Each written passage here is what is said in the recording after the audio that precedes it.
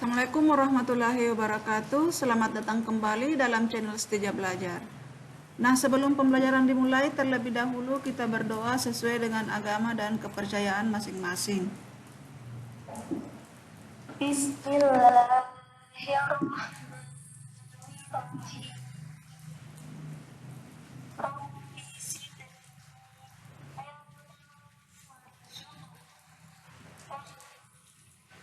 Ya, alhamdulillah materi kita pada hari ini tema 8 lingkungan sahabat kita, subtema 3 usaha pelestarian lingkungan, pembelajaran 4. Namun sebelum memulai pembelajaran, terlebih dahulu kita melihat apa tujuan pembelajaran yang hendak dicapai pada hari ini. Jadi yang pertama, setelah memperhatikan video pembelajaran, diharapkan siswa mampu menjelaskan cara-cara menghargai kegiatan orang lain dalam usaha dengan baik. Siswa mampu menjelaskan arti penting memahami keragaman sosial budaya dengan baik. Dan yang terakhir, siswa dapat mengidentifikasi informasi penting dari teks dengan benar. Nah, mari perhatikan penjelasan berikut ini. Menghargai kegiatan usaha ekonomi orang lain. Kamu telah memahami kegiatan ekonomi yang berkembang di Indonesia. Setiap orang akan melakukan kegiatan ekonomi untuk memenuhi kebutuhan hidup. Ada yang menjadi petani, penjahit, pedagang, nelayan, pegawai swasta, pegawai negeri, tenaga medis, pengusaha, dan lainnya. Nah, kegiatan ekonomi yang dilakukan setiap orang melibatkan orang lain. Keterlibatan orang lain dapat dilihat dari kegiatan produksi, distribusi, dan konsumsi. Pada kegiatan produksi, orang yang terlibat adalah tenaga kerja. Pemakaian tenaga kerja dimaksudkan untuk memperlancar kegiatan produksi.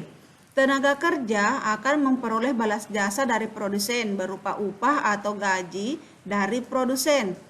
Selanjutnya, barang hasil produksi akan disalurkan kepada konsumen atau masyarakat oleh distributor. Dari kegiatan penyaluran barang tersebut, distributor akan memperoleh keuntungan. Contoh distributor adalah agen, pedagang besar, dan pedagang eceran. Konsumen adalah pihak yang mengonsumsi barang dan jasa untuk memenuhi kebutuhan hidupnya. Barang dan jasa diperoleh dari produsen secara langsung atau melalui perantara yang disebut dengan distributor. Ketiga pelaku kegiatan ekonomi tersebut, produsen, distributor, dan konsumen, akan saling berhubungan membentuk arus diagram ekonomi. Setiap pelaku kegiatan ekonomi memiliki peran yang saling menguntungkan. Menurut kodratnya, manusia berperan sebagai makhluk sosial dan makhluk ekonomi. Sebagai makhluk sosial, manusia akan berhubungan atau berinteraksi dengan manusia lain. Sebagai makhluk ekonomi, manusia akan melakukan kegiatan ekonomi untuk memenuhi kebutuhan hidupnya.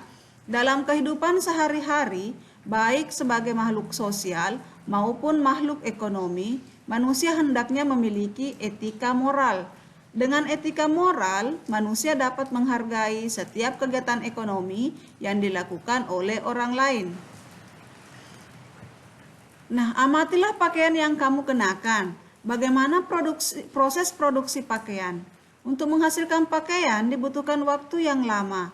Pada mulanya, produsen pakaian membutuhkan bahan baku, kain, dan benang. Kain dapat diperoleh dari perusahaan pemintalan benang. Bahan baku benang berupa kapas yang dihasilkan dari perkebunan tanaman kapas. Untuk menjadi benang, kapas dipintal terlebih dahulu. Benang ditenun di pabrik tenun hingga menjadi kain.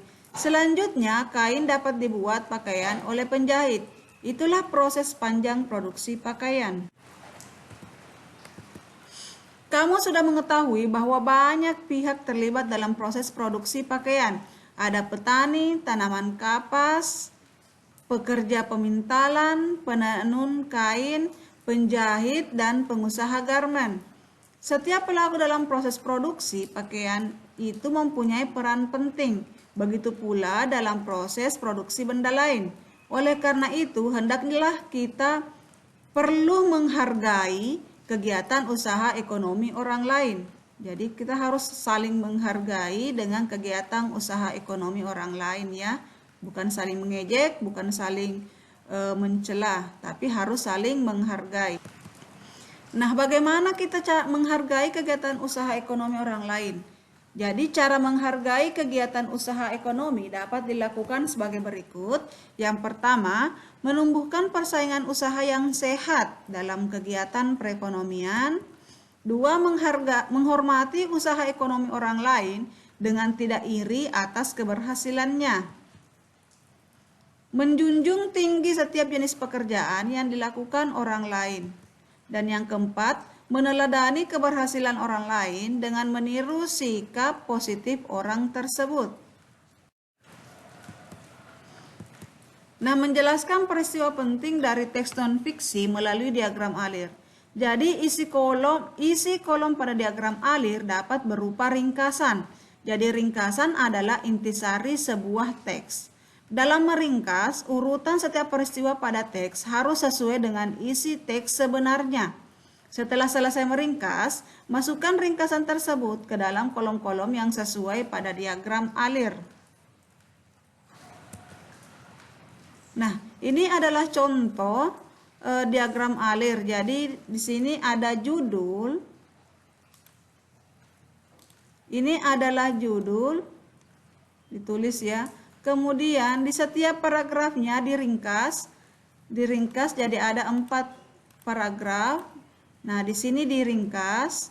Kemudian setelah ringkasan selesai dipindahkan masuk ke diagram alir ini. Nah, itu ya.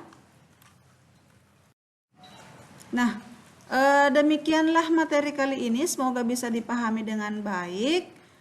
Selamat belajar, semoga sukses dunia dan akhirat. Ingat untuk tetap menjaga kesehatan, menjaga kebersihan. Assalamualaikum warahmatullahi wabarakatuh.